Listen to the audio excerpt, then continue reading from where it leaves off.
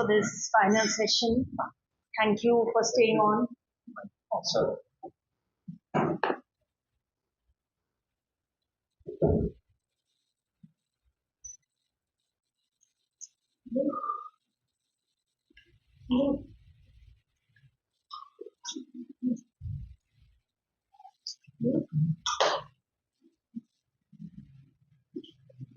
Yeah. So just, as I started this morning with the verse from Arya steps, you have great compassion, we don't have accurate dharma, to dispel all distorted views, to you the Buddha I pay homage.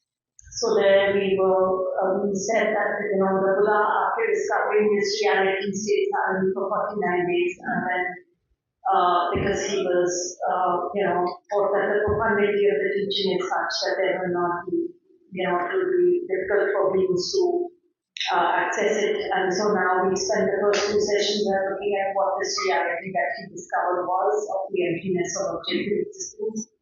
So then he was moved by compassion.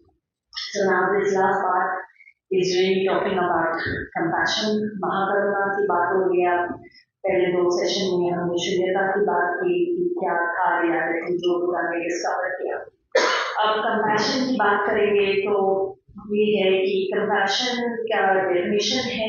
It is the mental factor of love and affection that wishes beings to be free of suffering and the causes of suffering.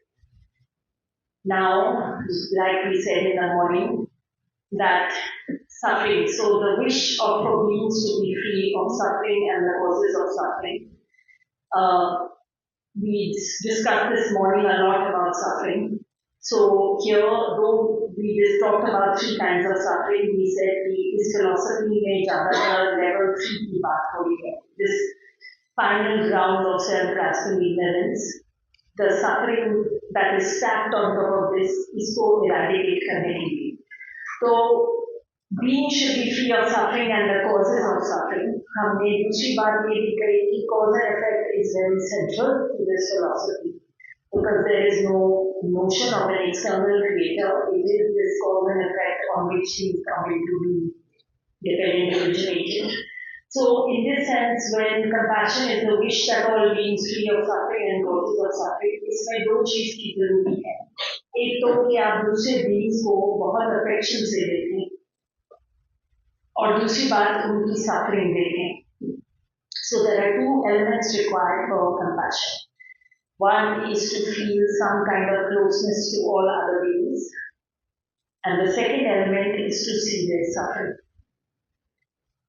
Now, the first, we also said one thing that in order, when we feel renunciation for ourselves, in the sense that we are fed up of our misery, we see what is the cause of this misery, then we are able to for ourselves generate the renunciation or the determination to renounce our misery.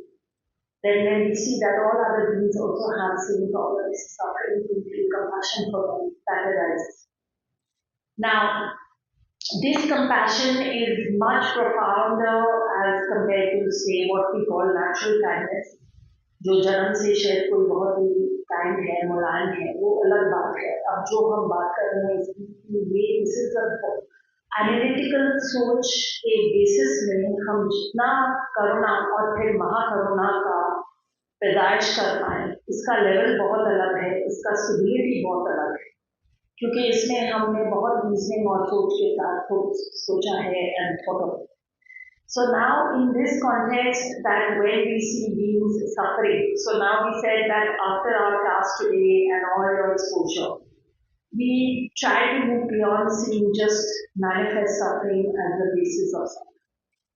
We try to think that all beings in this desire realm, the realm that we are part of at our level of ordinary beings, they have this kind of suffering. And that in itself is quite a profound step because often we are unwilling when we see people are having a good life in the mundane sense. We do not really think about levels 2 and 3 about suffering. This is one thing. Second thing is how do we generate this feeling of closeness? And there was a question about equanimity from Sri Ramji. So here the link is that, two things. Number one, why Baba Saheb Ambedkar और बहुत great thinkers ने इस philosophy को अपनाया, इसलिए इसका ground is our equality. What do I mean by that? And equanimity is also an aspect of that. What is it? We are all equal in our desire for happiness and not wanting suffering. That's number one. Whether I'm black, brown, green, red, religion, Islam, Muslim, not any religion, this, that, low caste, high caste, rich, poor, thin, fat, whatever. And not just human beings, animals, even the beings who are not very nice looking like snakes and all. That's also dependent on religion. Maybe some people are snakes, but I'm curious about that. So, but beings who are not very attractive or say common, right? Some fiction or they are whatever. Common. Want happiness, do not want suffering. Number two, we all have the potential for following. Any being that has a mind, in this tradition, what is called sentient being, English is a bit awkward, in Tibetan sentient, mind possessor. So there is no difference in me and a jellyfish in our potential to awaken. Now the only thing is that jellyfish in the present birth is not having the opportunities I have. Because of my projecting karma, I'm getting human birth and then I subdue this human birth, I'm sitting on a sofa and this yada yada and then other people building this and all these things, undertaking hard labor, serving. So those things are there, but jellyfish and I have the common basis, which in the technical language may be called Buddha nature, the final teaching of Buddha on this Thangpa on this common potential. But in secular language, we can just talk about our infinite potential. And this idea that fundamentally the very cozy feeling, finally, we take refuge in an external teacher, teaching situations, but finally we are taking refuge in our own nature. And our own nature is like a diamond. It is absolutely, it's like the analogy given is a poor man who has a massive, cohort sitting under his bed and he has no idea. And if he knew this, he just has to dig it out. So final refuge, final thing is I take my own Buddha nature, my own potential, and in this, that is why Baba Sahib Ambedkar और all other जिसने सोचा कि हर चीज का एक ground equal है, कोई जन्म से ऊपर नीचे काला पीला नीला हम दुनिया में कैसे डिफरेंशिएशन करते हैं कोई बेसिस नहीं है उसका सबका same common so we are equal in these two senses so this is one thing so we are able to identify and I give my students the example of George Floyd who was murdered by putting the knee on his neck so there are 5 ever present mental factors now I hope you are all awake because now I'm going to go very fast because now I'm also reached my comfort zone so I can also and I'm going to dash to something then later you can listen because I feel that these are important. So there are 5 ever present mental factors which are actually simultaneous with every main mind but for ease of explanation we may talk about this sequentially. So there are contact, attention, discrimination or discernment is a better word, then feeling, then intention, which is like karma, right? Sri Ramji karma. So these are 5. So the acronym is CATCHY. Now what is an example? I come into contact. So this policeman comes into contact with this person. Then attention. Oh, this is a thief. Okay, gives attention to this. Then discrimination, this is a thief and this is a black man, right? Feeling very unpleasant. Intention, so bad that I'm going to murder you. And I'm going to keep my knee on your neck for like 10, 11 seconds, right? And I watch this with my class, how long that time. And that person is saying, I can't breathe, right? But this is how this 5 ever-present mental patterns. Now let's rewind the tape again. If this contact, then attention, oh, this person. Then imagine if the discernment was, oh, Just like me, this person wants happiness, doesn't want suffering. Just like me, he's a father or a human being. Just like me, he has infinite potential, right? Feeling little bit pleasant, and if not pleasant, at least neutral. Intention, even if I don't want to hug them, at least I don't want to murder them. And we can use these five present mental factors. I can use it with a dirty bala at lunch. I can use it with a situation. I can use it with a person, all that. Now, if we are able to fix, because feeling makes the world move. Like we talked about what is karma, so here it is just the intention. It makes the mind move, that's karma. And that is determined by your feeling. So when it's pleasant feeling, we want to metaphorically come close, try to keep it. Unpleasant feeling, we want to hate, aversion, do a genocide. And neutral feeling still, we are carrying on with the ignorance, right, of self-trust and ignorance. So then how do we change this feeling? By discernment differently, right? There I can use my intelligence. There again, Aditya, I have full power. I can use my reason. Just because world says that I should be like discriminate this caste, that, low, black, this thing, baby, man, transgender. I can discern my own, I can bring in my understanding of emptiness, I can bring in relativity, and these Lojong teachings will make a lot of use of that, by the way. There'll be arguments like, okay, this person slapped me, but at least he didn't murder me. Those kind of arguments. That is all discernment. Why? Because you're changing your feeling, and then your feeling, your intention is very different. And the first two contact attention, you can bring in more information, right? So this is how.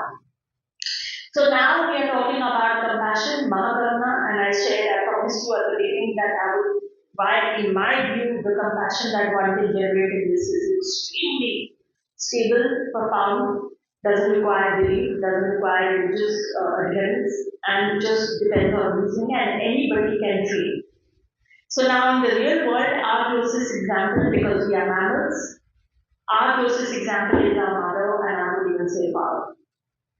After I lost my father 2 years ago, then I was just going through his paper and I was just realizing, look, the love parents, generally speaking, could be somewhat difficult, but still, overall speaking, that is the example we have. Even as Holiness has said, my first teacher of compassion was my mother, right? When he was 2 years old and they were in the village in Thangpa, then he would sit on her neck, and then if he wanted to go right, he would pull her ear, and she would go as per his wish, right? That is mother's love. And if you watch mothers with their children, and even some fathers on airports and this and that, mother. Even today morning, my mother's tracking where I'm going, what I'm eating, whose house, where, how. Mother. So mother is the first teacher. Now child is not, when they are born, they don't have that feeling because they, biologically okay, but over time they see the mother, father, the love, the affection, the source of like survival, everything they start developing, right? So now the Mahayana, like we said, the great vehicle of the Sanskrit tradition or whatever, here the basic aspiration is to become fully awakened for the benefit of all beings. Right? So for that, the notion is to try and become like the mother for all beings, like the love of a mother for the only child. That kind of level of feeling of compassion and all this. So the question is it functional?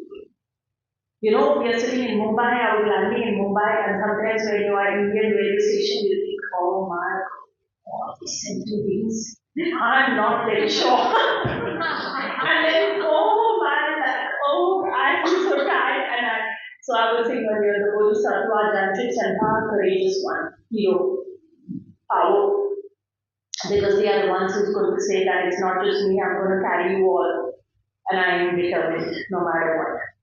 And the living examples is Holiness the Dalai Lama. Tomorrow at this time I'm going to make symbiosis talking about his book, and read that book. If you feel down and out, just read that voice for the verses, 146 pages just packed full. What is his life?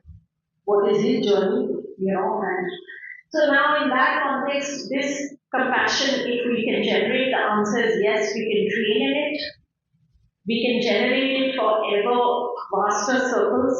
That's why I said it is more profound and deep, because it is not just limited to your near and dear. If you think, like, okay, if I start thinking like Delhi railway station, all those like, but all sentient beings can be grouped into three: your near and dear, your neutral beings, and your difficult people. And if you can somehow change your thinking and think of generating for each, if you can generate this compassion, you are on your way to bodhisattva journey. So how do you do that? That is through reasoning and logic, right? And we are going to, so I'm going to cover this so that there are two methods of cultivating bodhicitta.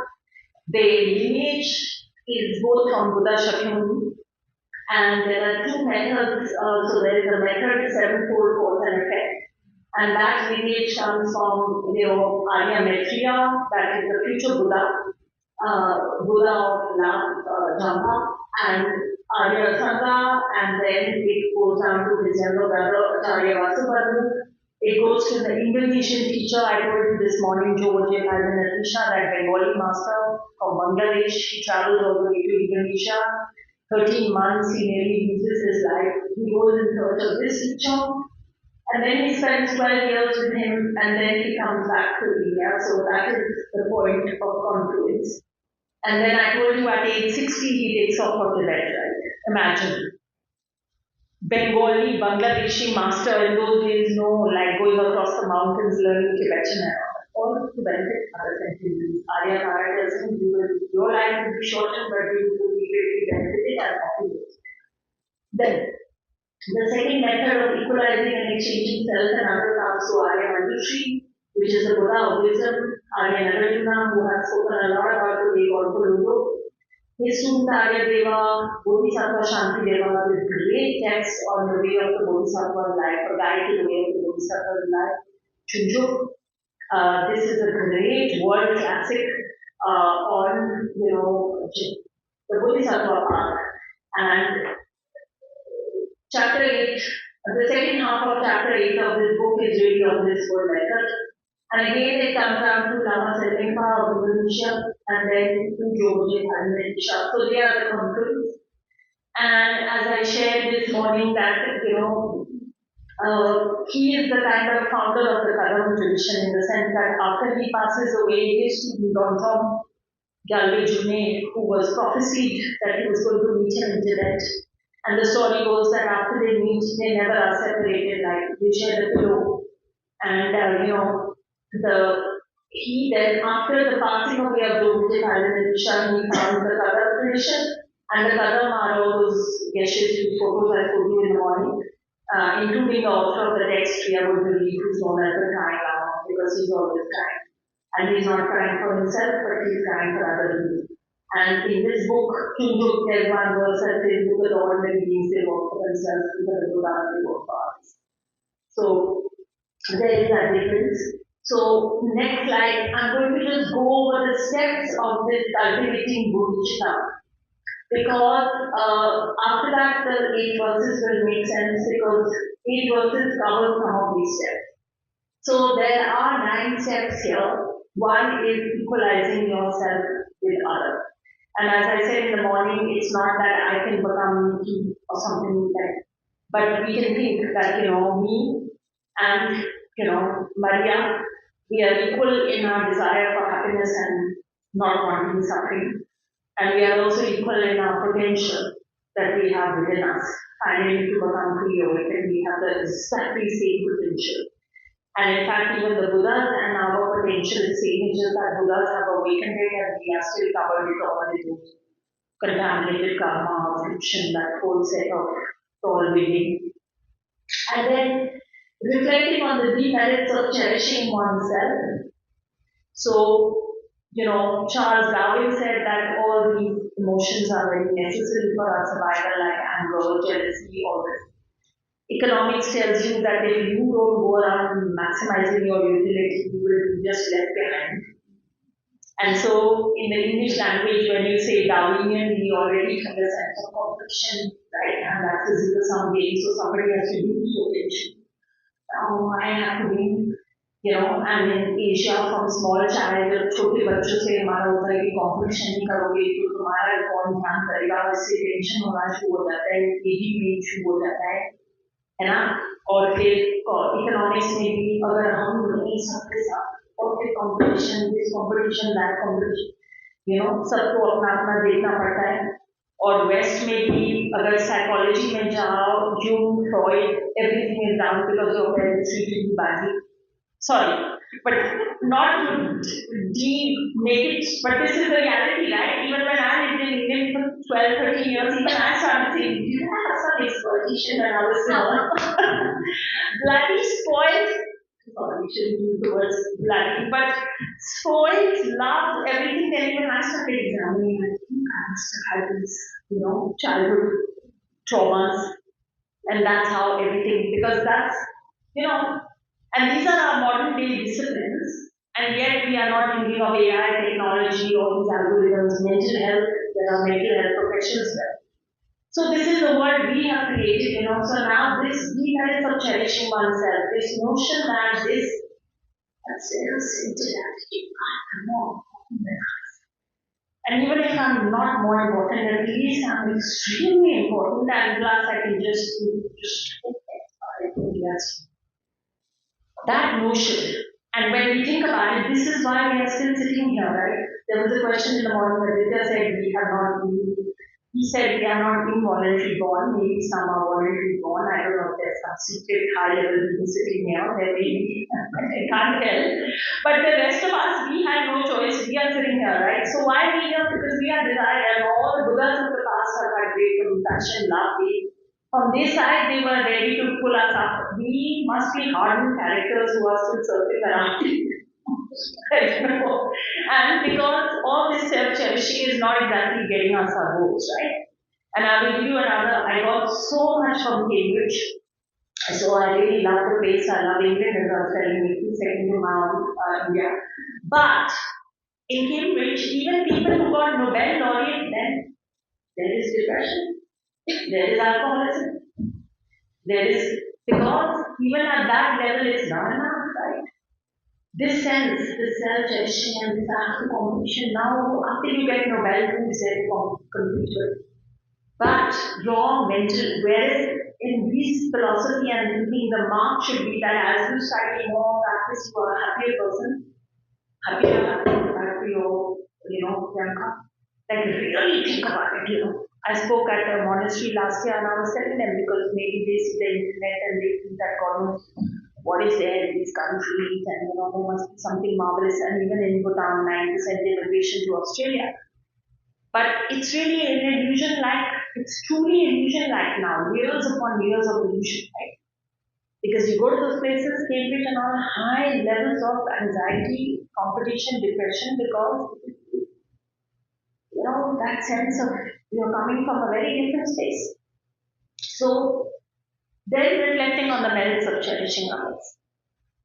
And that, when you really come to think about it, in this philosophy they say that the Buddhas, we venerate the Buddha, so why not venerate the common people? Because it is on the basis of others that you are going to achieve all good qualities. It is on the basis of others, that everything in the world that you want is going to come on the basis of other beings. So why not cherish it? Because, and think about it, like, if you really did that a lot of thought, it is something we don't reflect on enough, and there's step number 7, which talks about some particularities, but when you think on the, what could we really like in cherishing others? Do we really give up something, or do we gain the world? Right? Because this sense of I and mine, we already explored in the first 2 classes that I does not exist the way we think it does. And on the basis of that I, hot on the heels of that I is the mind. M-I-N-E. Mind, like that possession. My body, my lunch, my dinner, my labubu, my income, my marriage, my wealth, my child, my and then we are dead. And if that I is not existing the way we are, it's not existing the way we think, then of course, the Buddhas are going to feel compassion. They are like, you are living in you are living in the crazy illusion and you don't know it's an illusion.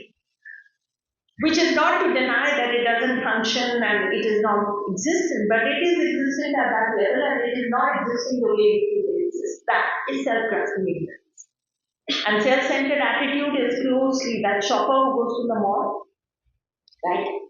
So then taking the suffering of others with great compassion, right?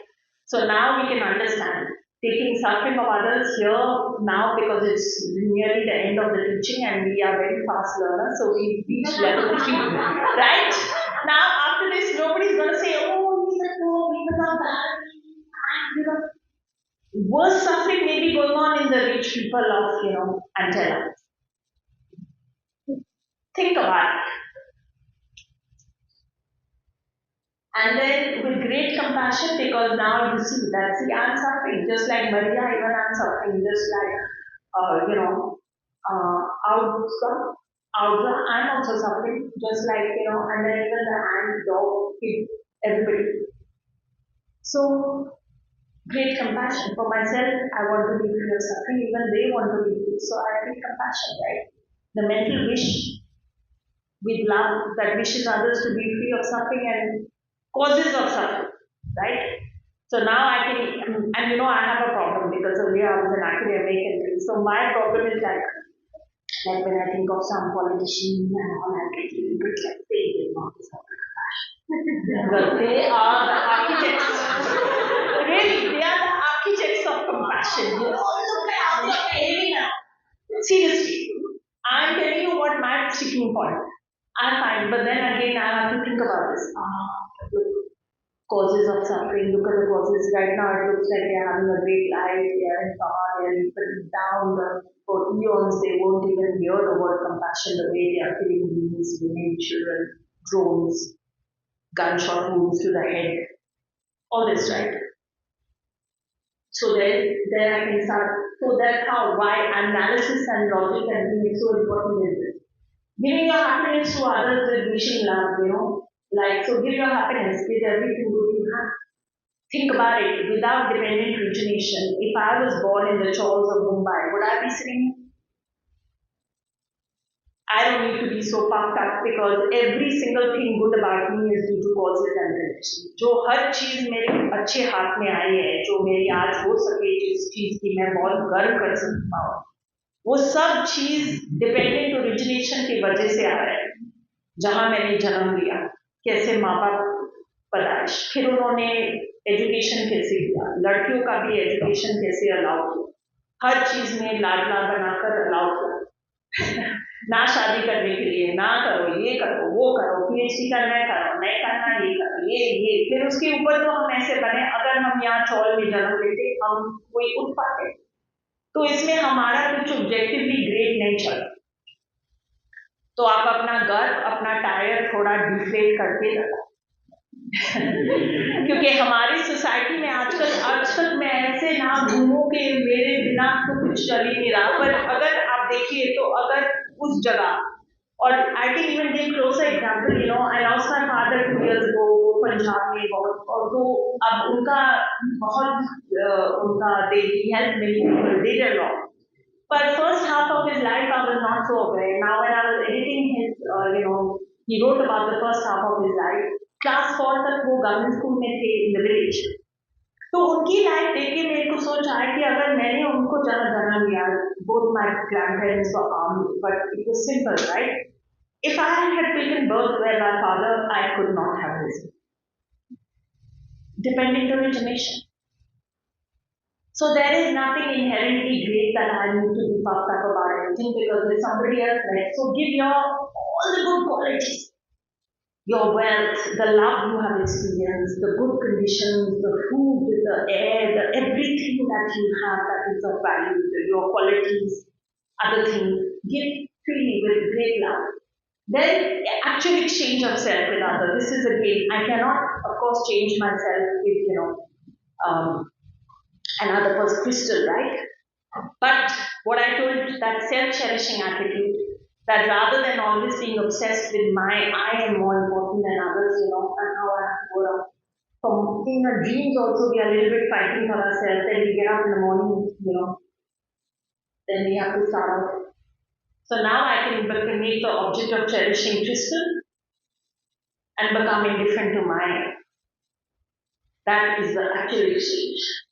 Then special recollection of kindness of others, there are three levels again that really Geshe has again, because we talk about those three kind of beings, right? Near and dear, difficult people, and neutral.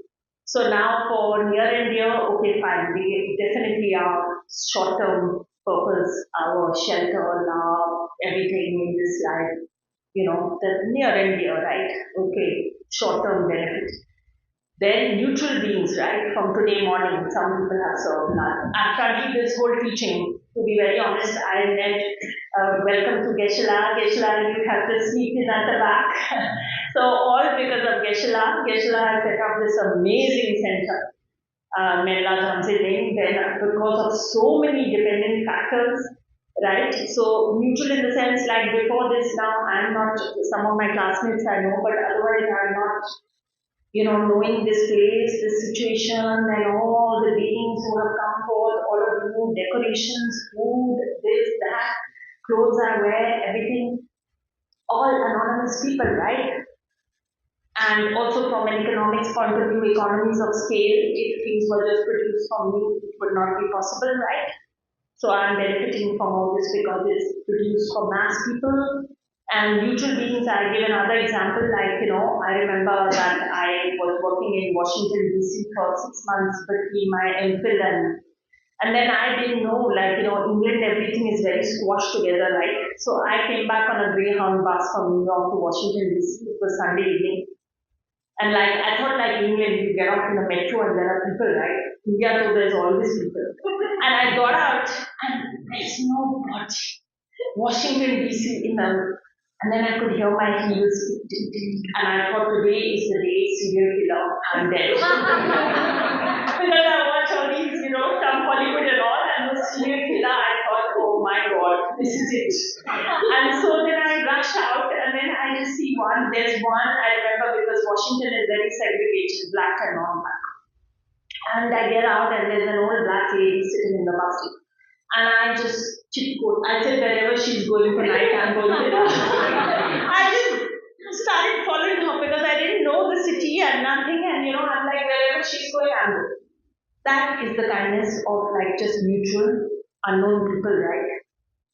And finally, when we think about the difficult people,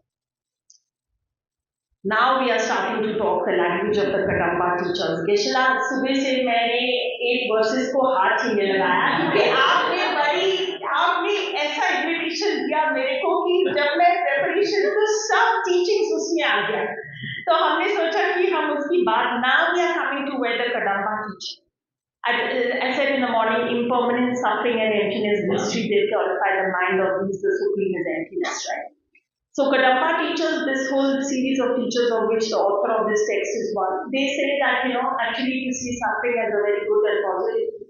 Because it is because of the suffering that we are able to grow and evolve. Because of the difficult people that we are able to become who we are. And to be honest, if I look back now, having crossed half a century, then I do see the truth of it. And to the younger person who may still be here or who has left, but the point is that, when you really think about it, it is the more difficult circumstances and situations that have really allowed you to grow. So that is that. And then we talk about altruism, which in Tibetan is Lakham. I will take responsibility. Who is going to do all this? I am going to be the one. Because I said earlier that the Bodhisattva, Janchit Senpa, the courageous one, Pao, hero. So then that person, I will take responsibility. And then you think, but right now I can hardly even help myself. How will I help all the sentient beings? So then the only way is to become fully awakened. Because as a fully awakened being, you will have, and we will all have 3 qualities of perfect love, perfect knowledge, perfect power. So perfect knowledge, I will have complete knowledge Like since morning we've been discussing on the wisdom side, perfect love, perfect compassion, like the will to do this right, because you need courage, you need, I could even say audacious confidence. So you need that, and then you have the power, like the actual ability to make it happen. So this is the Bodhisattva method, and now we will go to 8 verses of mind. Now for the 17, slide 17.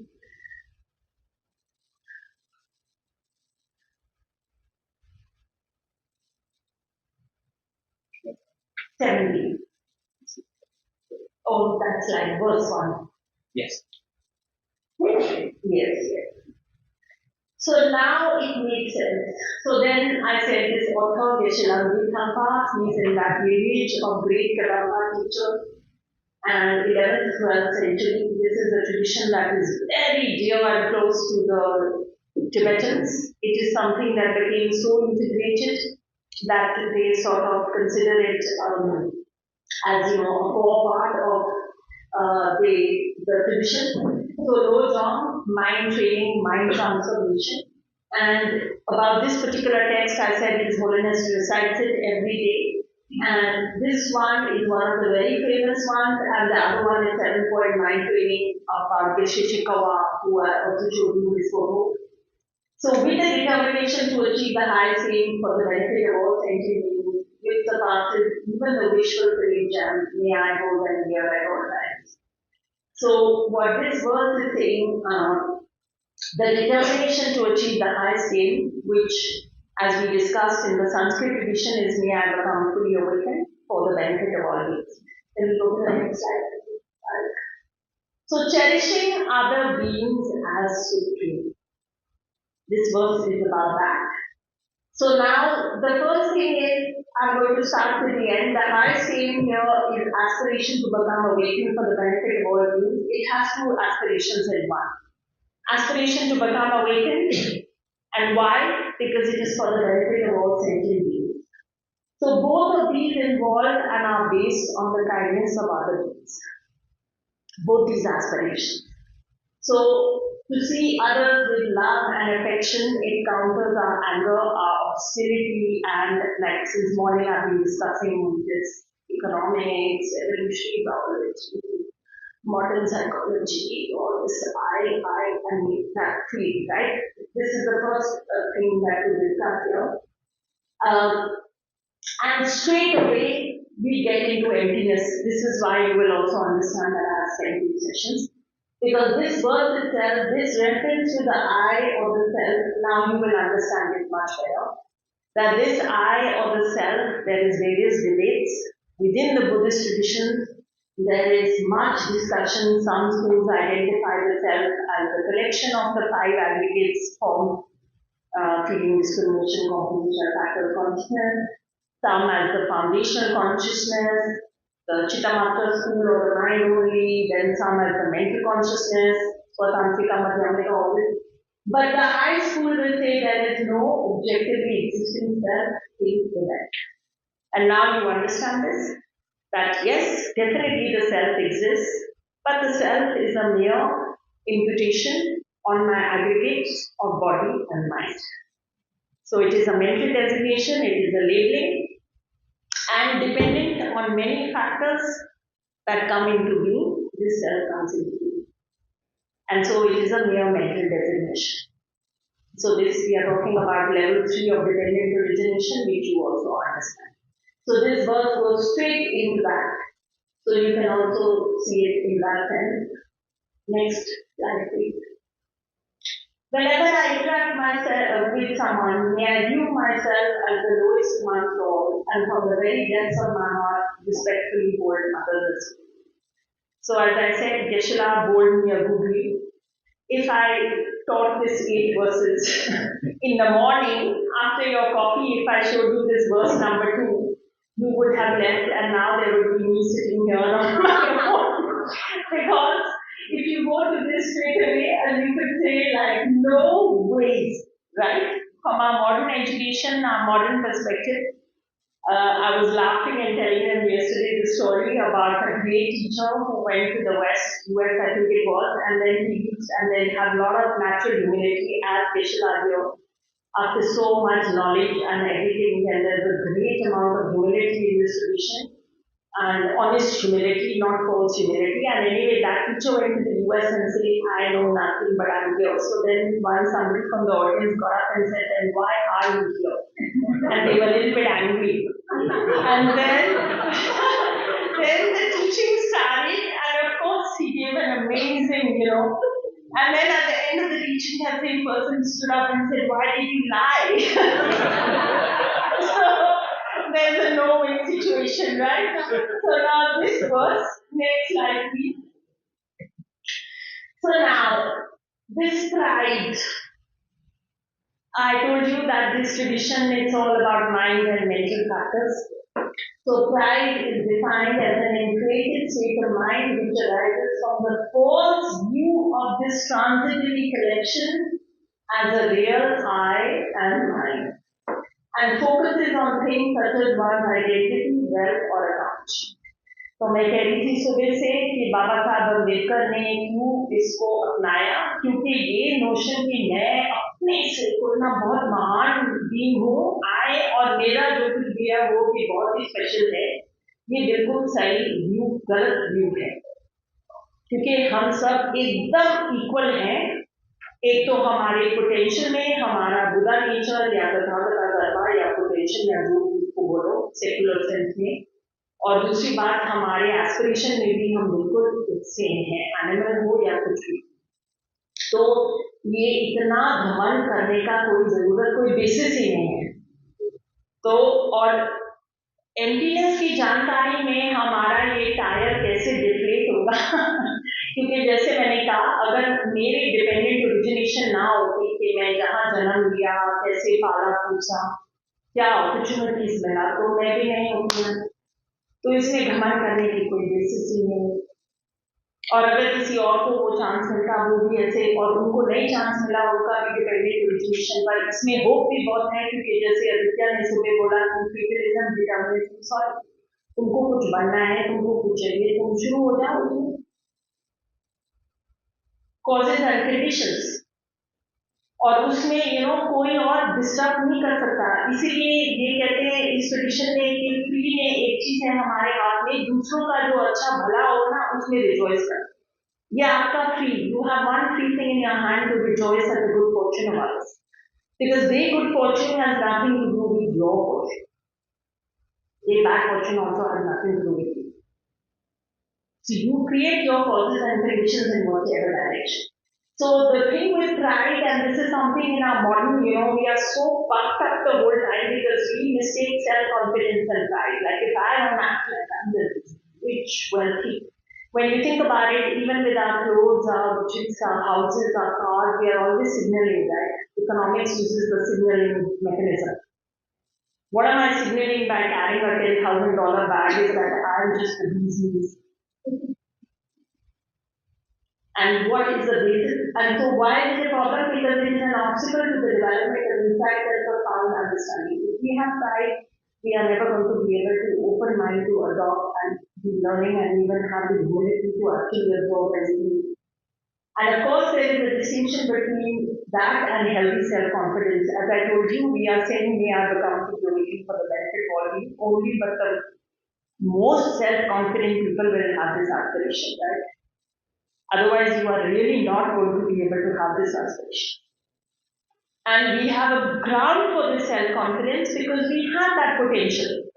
ये जो हमारा असली nature है, जो अंदर हमारा potential है, somebody once asked me कि देखो इसमें क्या फर्क है, जैसे भगवान, जैसे आप आर्य तारा की मूर्ति या आर्य मंडुषी या आप भी इसको वर्शिप करने हैं, what is difference between different religions?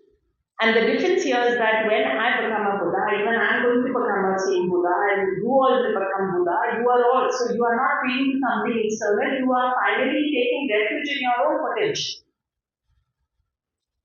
So we are all going to become back, so we have to have a sense of self-confidence. But there is a distinction between self-confidence and ego, pride. In fact, people who display a lot of ego, then inside they are normally very insecure, right? That is a cover.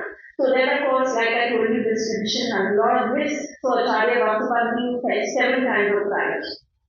That means one feels superior to inferior, one better than equals, superior to even somebody superior. Then pride about one's body and mind, I'm born in this family, this caste, this color, this, all that. Then in relation to non-existent or exaggerated good qualities, feeling only one is slightly inferior to somebody who is vastly superior, and pride that considers a fault as a virtue. So, and what this does is it counters attachment to oneself, which makes us do very many non-virtues, right? And I want to say here that attachment is not the same as love, because we define affection no more as something whose presence disturbs our mind. So attachment is also an addiction. Okay, because I want, this attachment. I want the person, and then if they don't behave like we want them to, then after some time, then if they don't return then we feel extremely angry. And that English saying, if you love it, let it go. Half the time you don't want to, right? Because you don't really love it. You love it loving you. And people are even willing to murder and all for that, right? Really think about how we behave. Next. In all my deeds may I probe into my mind, and as soon as mental and emotional afflictions arise, I pray endanger myself and others, may I strongly confront them and avert them. So external factors, your unruly class, Maria, and all around, I get sickness diagnosis, suddenly all the money stolen in my bank, I don't have 50,000 factors, and those are not good only because right now we are in this desire and this world and this condition by suffering. But internal factors, they were too. Next slide, please. So now we can understand this works, right? We said that in order to get rid of the two of self-casting ignorance and self-centered attitude, you just need to smash that bottom ignorance with the wisdom of emptiness. And from that comes inappropriate attention, from that comes affliction, that comes contaminated karmas, and all. Right? So here we just have to watch our own mind, and the verse says that as soon as the afflictions are rising, so because they are so strong in us, we are habituated to them. We don't need any training how to get jealous, how to get angry, how to get all this, right? It comes spontaneous and very high quality. But so now we need to train from before and think about all this so when they come. And as I said, these afflictions are very, very challenging because they arise, like they come in the guise that I'm protecting you, right? Now, if you don't become jealous of your colleague, how will you stay in the company? They will replace you, they will put you out, they will do this and do that. But now, if you think about modern research, like if you look at some of David Attenborough's The Natural World, even behavioral economics and other disciplines like social capital theory and all, they are saying that positive factors like cooperation may be the most important trait we ever have for our own happiness and well-being and survival. Similarly, societies that have a lot of trust, they do far better economically and politically than low trust societies and all these things, right? So we need to think about these things. And as I was saying to Maria, the great enemy within us in the form of mental affliction is not outside. And the good news, as I was saying to all of us, including myself, is that but these are able to be removed, right? What His Holiness said in the morning, that no point talking about this if you can't do anything about it, but if you can, then it's in our control, and then we just need to fix that problem, and then, so this verse is about that. And we have this infinite potential within us. That is our final refuge. That is what we are creating, so we can all be happy about that. Next verse, please. When I see beings of unpleasant character, oppressed by strong negativity and suffering, may I hope and endure, for they are rectified as we find the sour of possession. Next slide, please. So number one, we don't need to be repelled by beings unpleasant or unfortunate. So these can be many, many different. There are beings in whom there are a lot of afflictions, they can arise, that's one thing. There are beings who have committed great crimes like killing their parents, other kinds of things. There are those who are very sick, ill.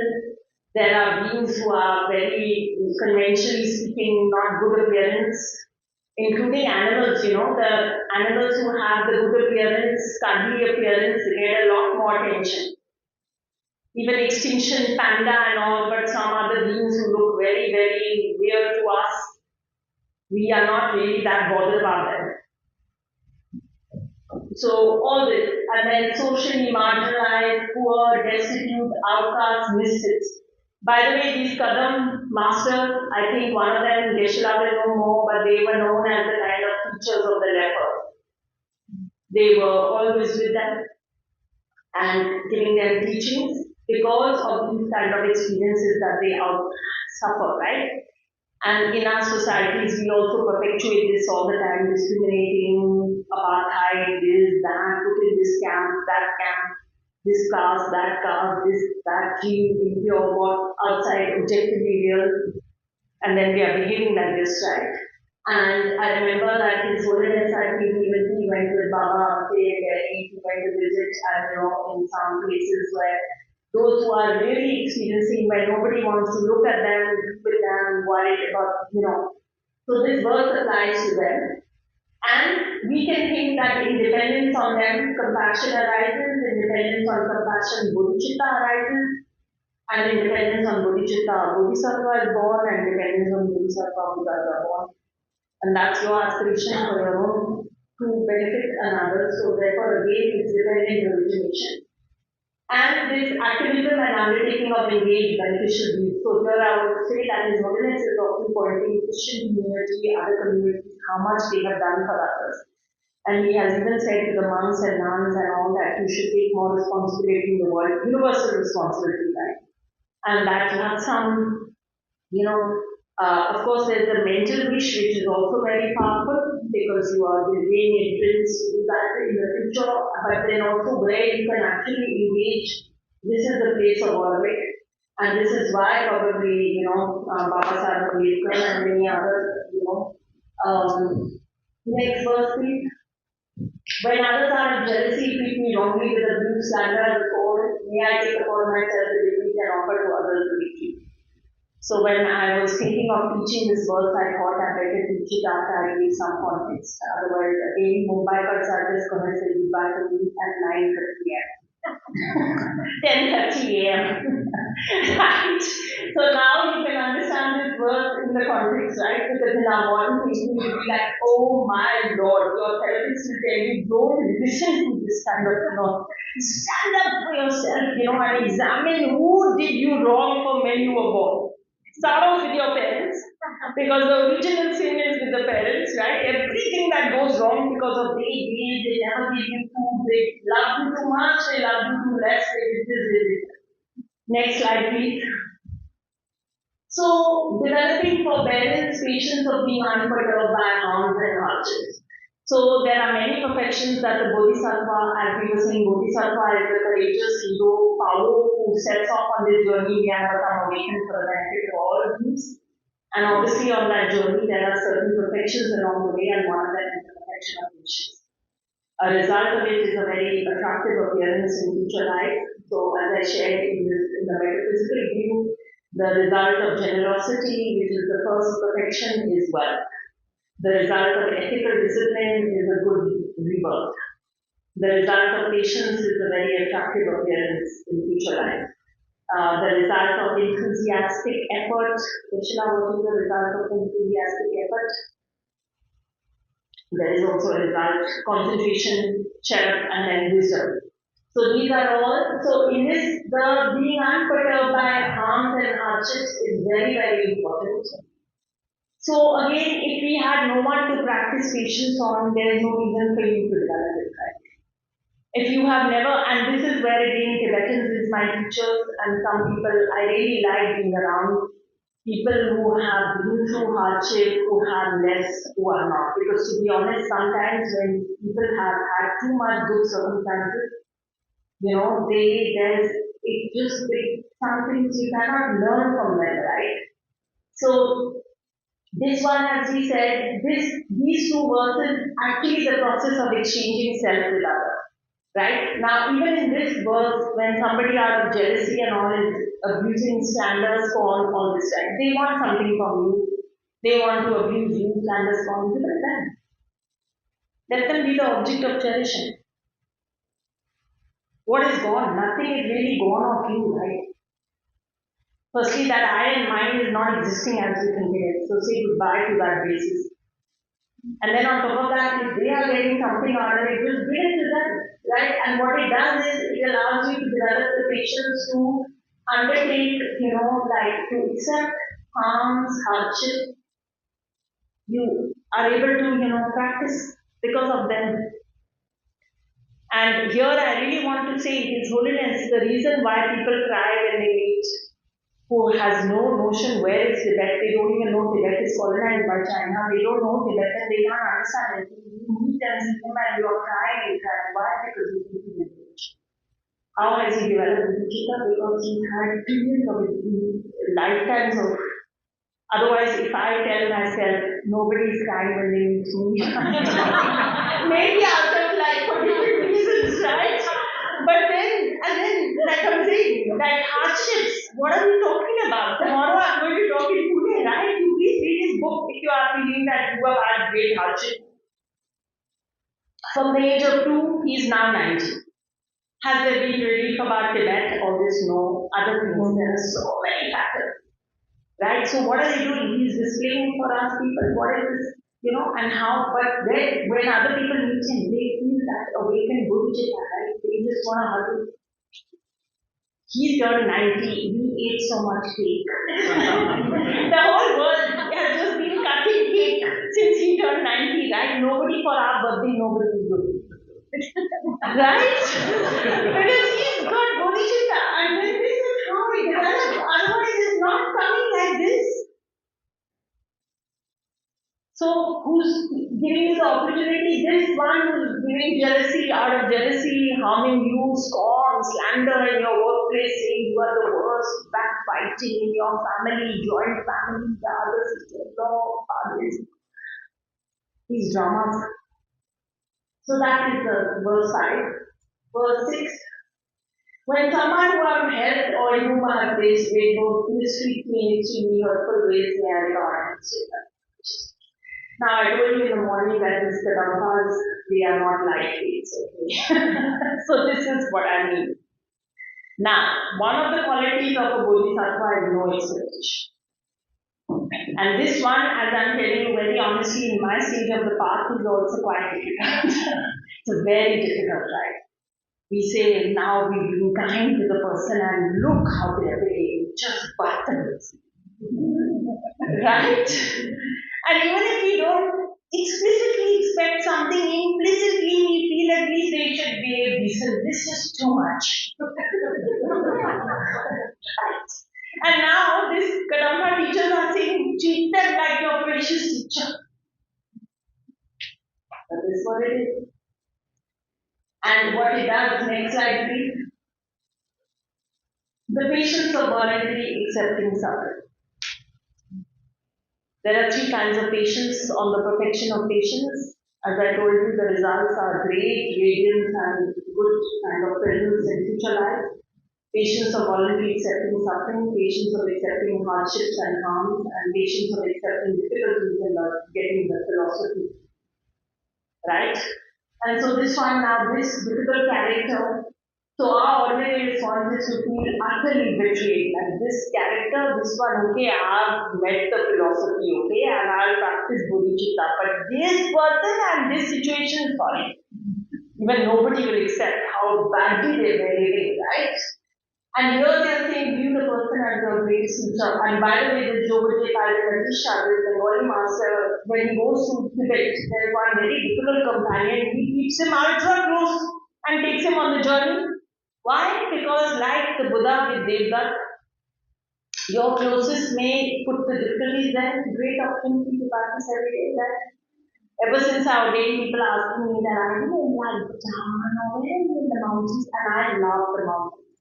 I love Himalayas, but I don't have karma to be there all the time. and I hardly go to Dhamsal. So I'm like, but then this practice, it's not about external solitude, it is about internal solitude. It is not about external cutting yourself off from difficult situations, it is from jumping into them and converting them into like poison, into nectar. So here, like His Holiness, lots of Tibet, and he has spun that and spread wisdom whole world. How many of us can do? We cannot do that. So here, keep the difficult extra clothes, like even in English, they say keep your friends clothes and your enemies clothes, alright? But the motivation is very different there. It is to slightly watch what enemies do. Here it is to say, okay, today you are my enemy. I will never forsake you until I'm awakened. And one day you will be the one who cries when you get parted from. So, using adversity and difficult situations and people on the path. So, this again, Kadampas are extremely, these Lojong teachings, it is about taking all adversity into the path. You get sick, take it in the path. Somebody mistreats you horribly, take it in the path. This happens, take it in the path. And now we are back to those three kinds of suffering, and as we said. And as I also said, Buddha also said, this is one thing, by the way, that, Tibetan community and those who are many generations of Buddhists, Gyalpo, we were just talking, now they may feel explicitly I may not be practicing Dharma, but you see when things happen not good to them, then they think, okay, you must have done something similar in the past. So this is not to become passive, but it is to recognize that cause and effect is consonant, right? So yeah, we have done this because results are similar to cause, right? So anyway, it makes you feel also. So these are all Lojong mind training, right? You can't change this crap beyond the point. You can try your best and you should try up to a point, but maybe 30, 40 people. Because as Bodhisattva Shantideva says, no matter what you do, you cannot cover the whole world with leather, right? But you can wear shoes. So wearing shoes is fixing your internal, doing whatever it takes, you reasoning all these things we discussed since morning and fix the internal, and if you can, you remove them all together. Then you are totally free, right? Then whether your dream is good or bad, you are free. Because you woke up. 7.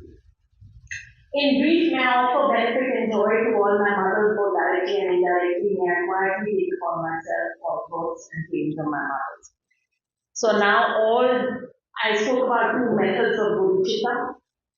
One of them, this other one, I talked about visualizing and changing self another, but the other method, 7-fold cause and effect, there it is like, the preliminary step, as Sri Ramji asked, is equanimity.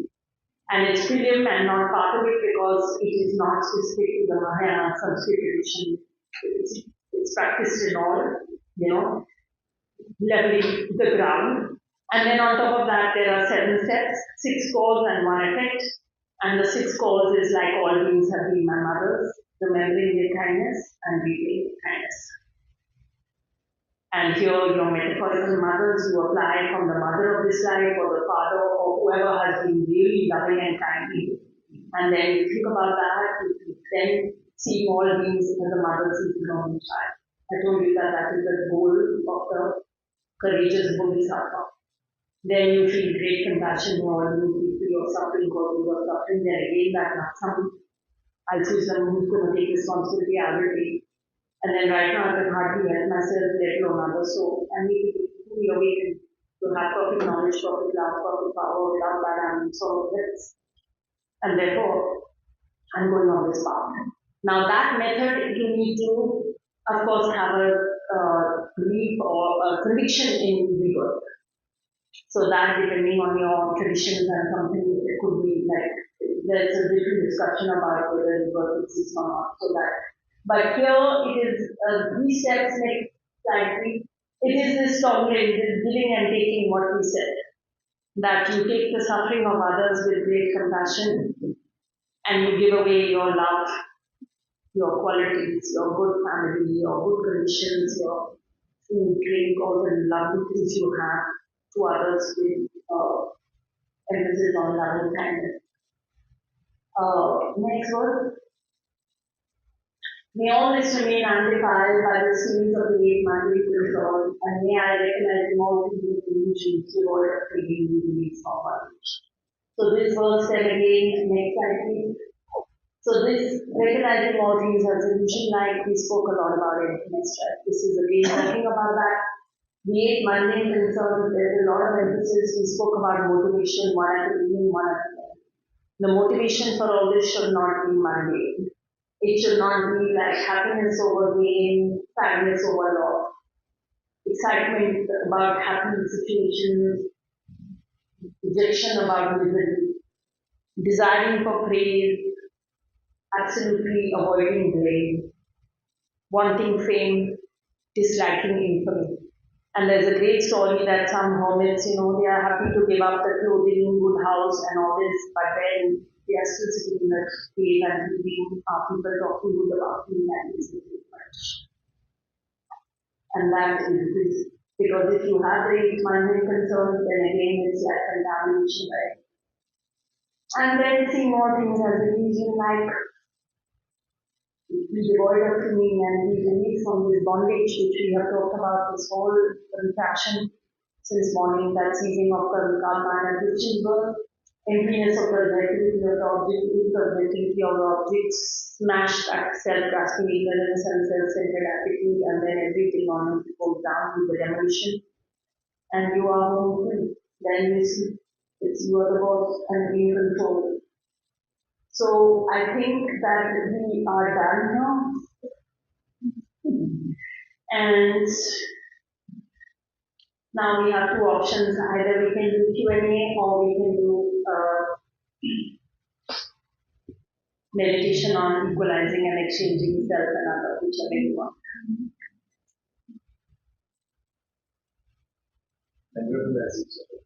No, as everybody wants. I'm happy with that.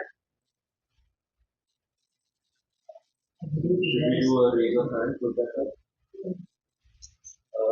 Raise of hands for Q&A.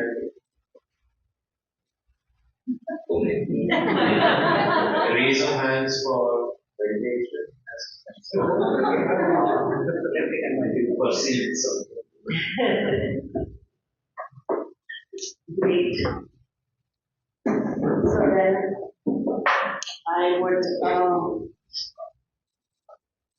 we can just, I will just lead us to the guided meditation so we can just, I can just go a bit, do a bit of the, I'll just go through, you just listen to whatever so we can just cover as much and then, so I'll talk about four seals in the context bit of renunciation and then we do the emptiness and then bodhicitta. So we can do like that and then so just sit comfortably and you can just keep your eyes a little bit open, try to keep your spine straight and not rest. And so we can just reflect, all composite things are impermanent. So we spoke about impermanence as being momentary change. So even since this morning began, this day has come, the day is gone of teaching. And that end of this continuum of teaching is possible because of the momentary change that was happening moment to moment. So this is our entire existence.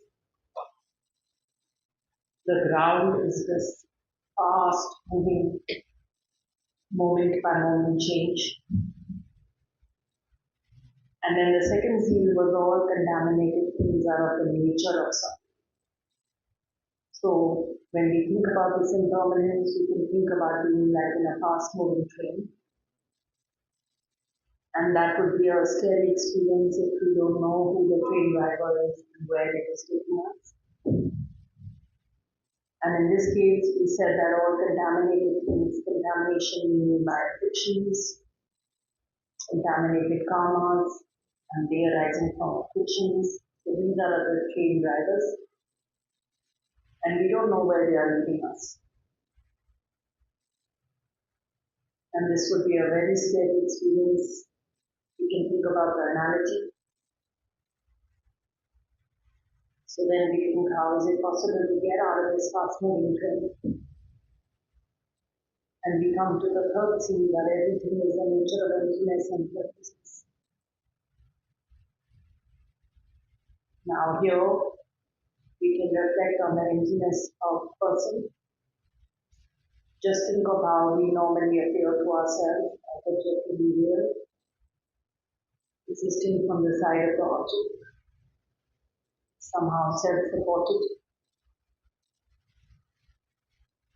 And this is how we appear to ourselves in conventional analysis. And as Arya Nagarjuna said, if the mirage were to be water, why not those close to the mirage see water?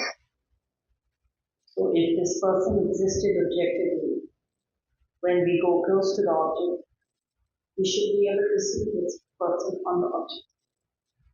So now we go and go closer to the object. We undertake ultimate analysis. And we see whether the person is earth. So the element of earth is all our organs, our heart, liver, limbs, brain, intestines. Is this person the earth element? And we see, no, of course we are not the earth element. Then we go to the next element of water, which is all the liquid in our body. The blood, the urine, and all the other kinds of liquids that we have in our body, mucus and so on and so forth.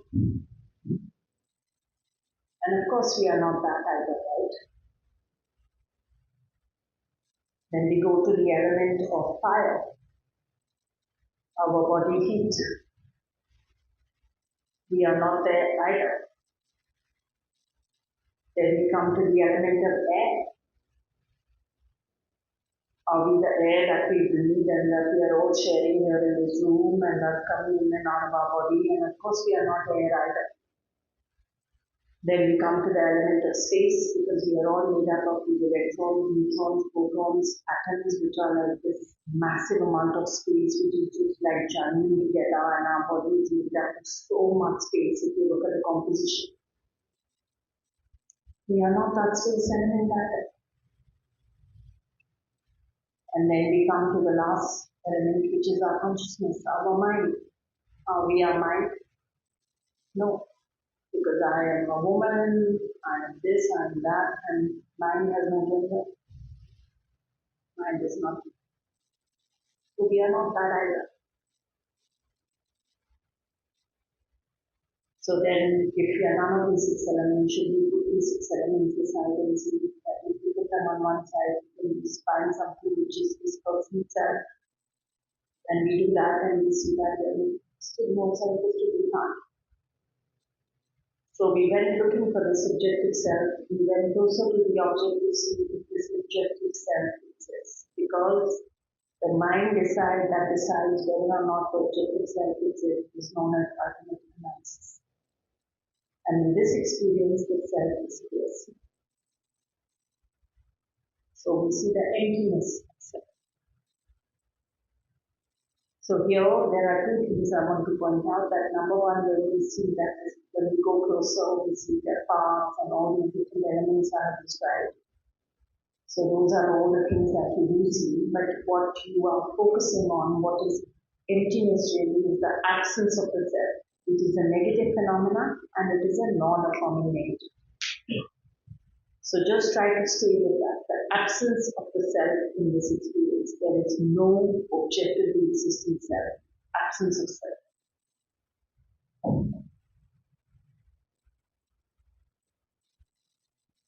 So then, try to stay with that. That is the emptiness meditation. And then we come to the fourth scene, that transcending sorrow is grief. So we said to Priyanka's question that the final renunciation here is the renunciation, getting rid of self-grasping. That is transcending sorrow, because we have broken this chain of our conditioning.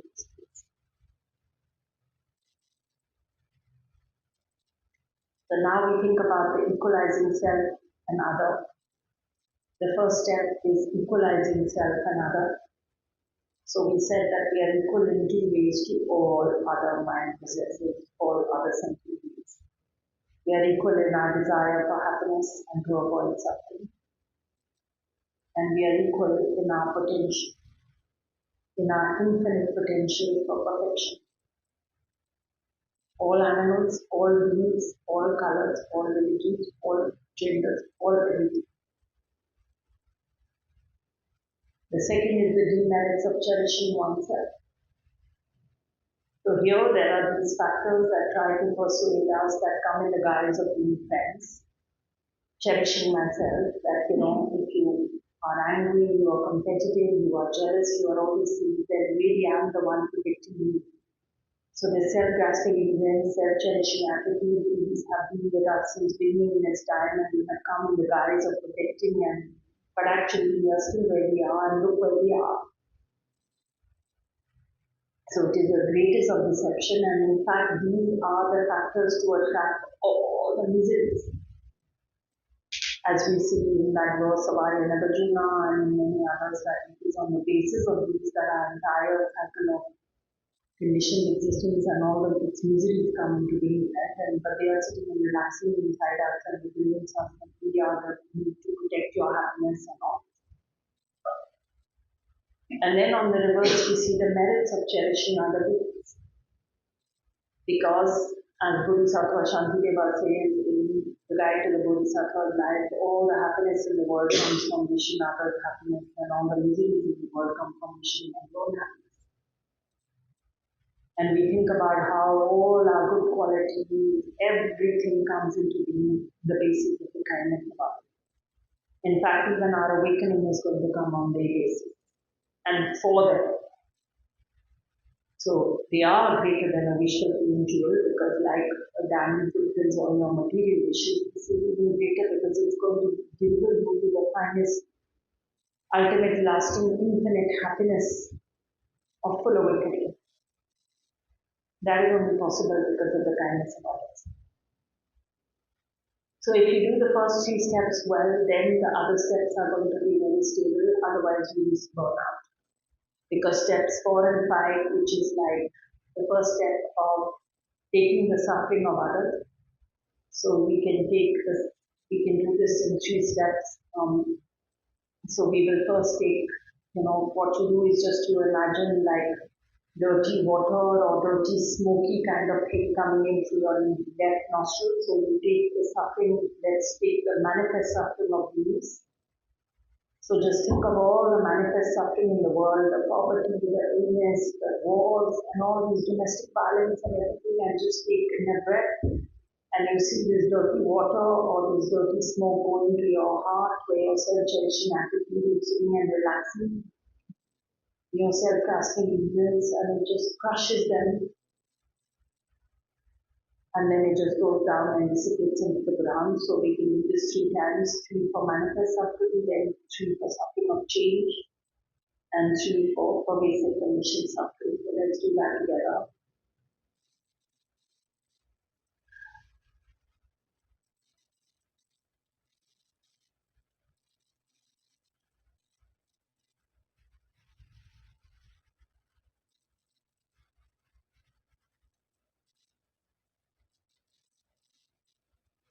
The next 3 for suffering of change, people who are met with mundane happiness, but which is really a big.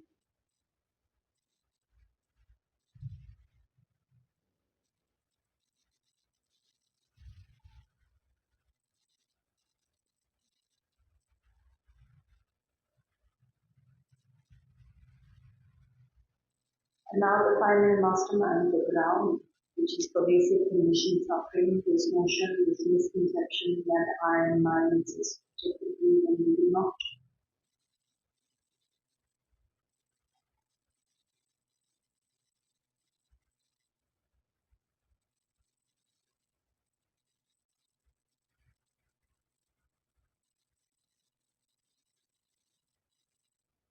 And now we come to step number 5 of giving away all your good qualities for happiness, for wealth.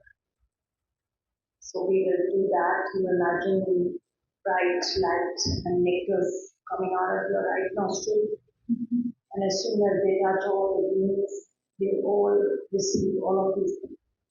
So the first we will do is for all your material and other good conditions of this life, 3 breaths.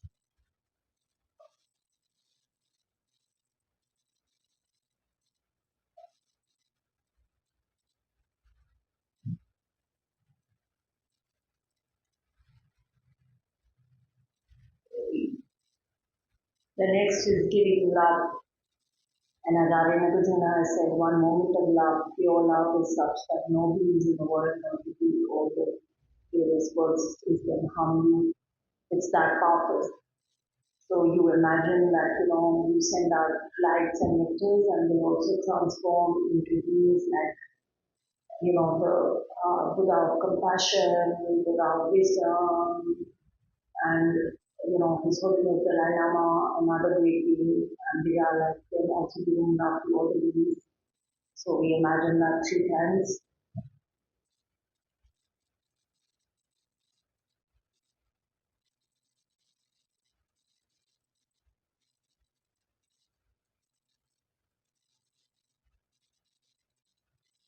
Then you imagine giving it, and these, by the way, these givings are more and more subtler and more powerful. So material giving is really the easiest thing to do, and these are harder and harder.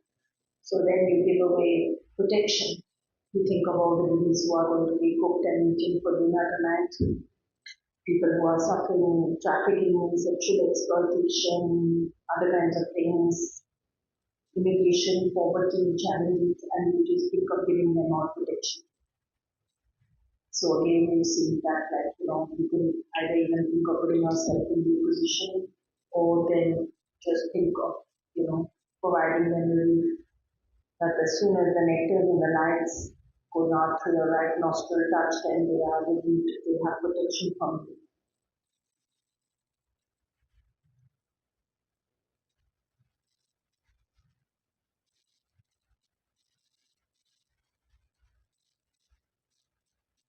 And the last is giving teachings, because finally of all the beings, the awakened ones, it is the teaching that is the most precious.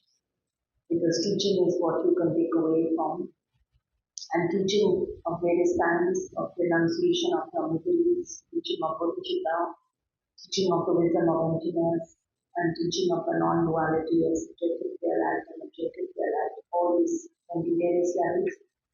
So you can just imagine again that you are the one who's going to be giving the teachings, and you imagine these lights and nectars being your right nostril, and as they touch the beings, you are giving them something that will finally fulfill their final aim, because they are able to get themselves out of this conditioned existence and also full awakening, find infinite happiness, fearlessness, and infinite happiness both. So we are getting 3 breaths.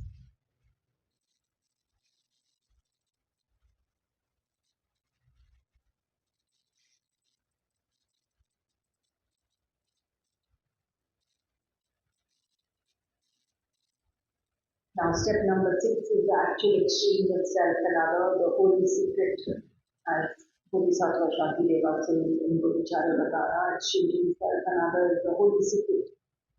Not every being can listen to this and let alone practice it. So, here the idea is not that I become someone else, but I switch my object of cherishing. Normally it is I, and I.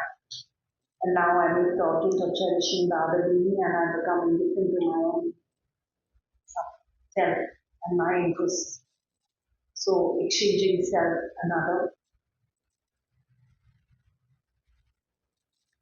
Next is recollecting the special recollection of the special kindness of other beings.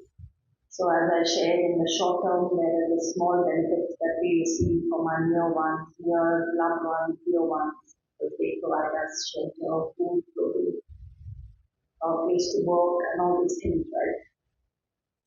And then we think about the large scale benefit we receive in the short term, which is all the anonymous people who have basically provided every single thing that we eat, drink, consume, technology, transport, all the anonymous beings, kindness of whom and for whom it took a lot for them to provide us with all these things, even roads and even this building areas, and somebody who did all this. And then those who are so dear to the Kadamba teachers, and that is the difficulty is finally they are the real teachers and the biggest beneficiaries because they are going to prepare us to evolve. They give us the opportunity to practice and to become somebody that is in another life. So we think about the kindness. And then there's an implicit step here, which is to that of great compassion, Mahakaruna, that may all beings be free of suffering and the causes of suffering, may they have happiness and the causes of happiness. And I want to stress here that the tradition, because it lays so much emphasis on cause and effect, we are also talking about not just the resultant states of happiness and suffering, but the causes of this happiness and suffering. And we make this aspiration. And then the next step is we have some altruism that who is going to take responsibility for all this. And you step up and say that, yeah, actually I'm going to take responsibility. And that is a highly courageous, self-confident, audaciously self-confident act. And okay, you've taken this responsibility, but right now you can hardly even help yourself, let alone all these. So how are you going to do this? And then you generate the aspiration, may I become for the benefit of all sentient beings. May I become a fully awakened being for the benefit of all sentient beings. May I really become a good for the benefit of all sentient beings because I have the basis. And it's within me, and I just need to uncover it. There's nothing external I need to look for. I have everything in me. It's just covered, it's just hidden, like Arya Nagaruna said in the Marathi Stava, that it's just like a light covered by a vase. And if you smash that vase, the light spreads everywhere, infinite, spontaneous, immediate. That's its nature. That is our final nature, that is our final potential, and we all have it. So we just have to uncover it and recover for that.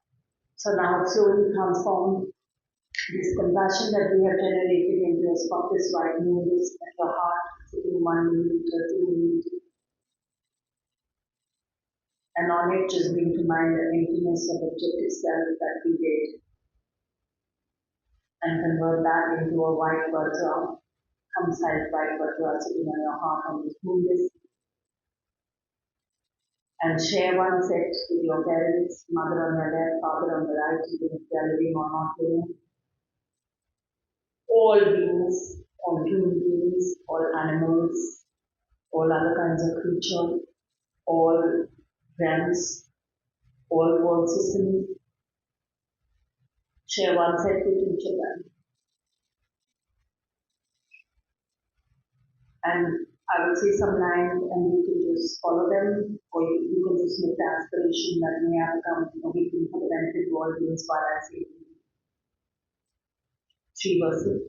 So, and I'm going to say them 3 times the first verse, and then the next 2 verses 3 times. I go for refuge in the triple realm. I confess the negativities individually. I rejoice in the virtues of all beings. I hold the precious Buddha in my heart. I go for refuge in the triple realm. I confess the negativities individually. I rejoice in the virtues of all beings. I hold the precious Buddha in my heart.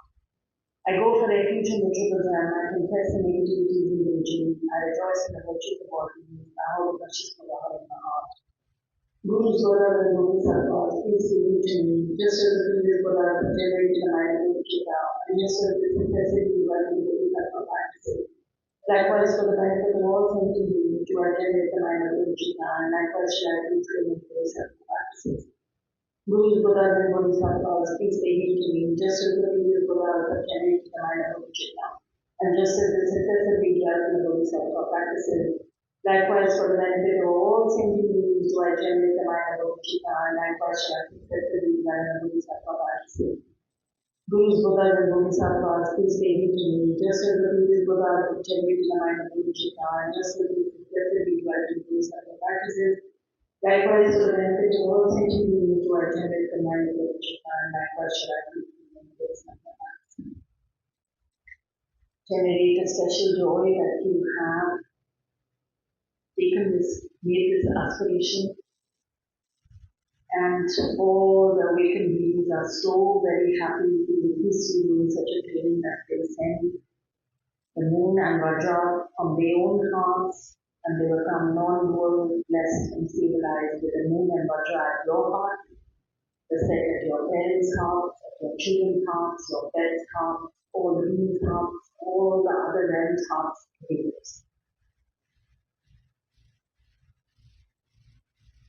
and in great gratitude, I'm just going to now recite some verses. As we said, that the Thangpa teacher said that one at the beginning, one at the end, setting up a motivation.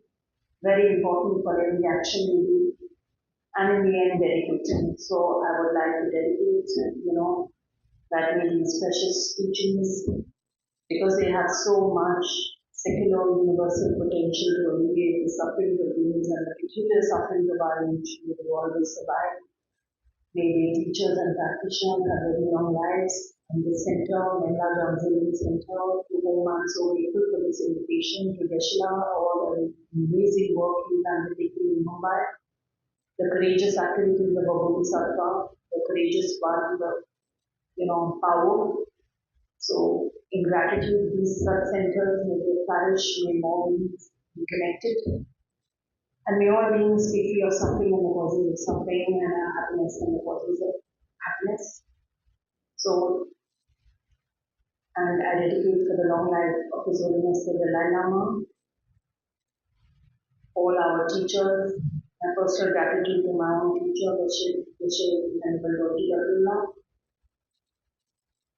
and throughout my future lifetimes, and I always be guided by the compassion for that and be able to uphold the question for the cost of my life. Throughout my future lifetimes, and I always be guided by the teachings in general and the teachings on the pending meditation to grow and Arunajushu. And thank you to all of you who have spent your whole Sunday coming down. Everything is dependently originated. So this also is dependent origination. And I hope if there's one thing from this teaching that we can take away, it is really the importance of compassion, Mahakaruna. And if we can even practice that easily 1%, I think we can happily peaceful. Thank you so much also to my hosts and to all of you. Thank you.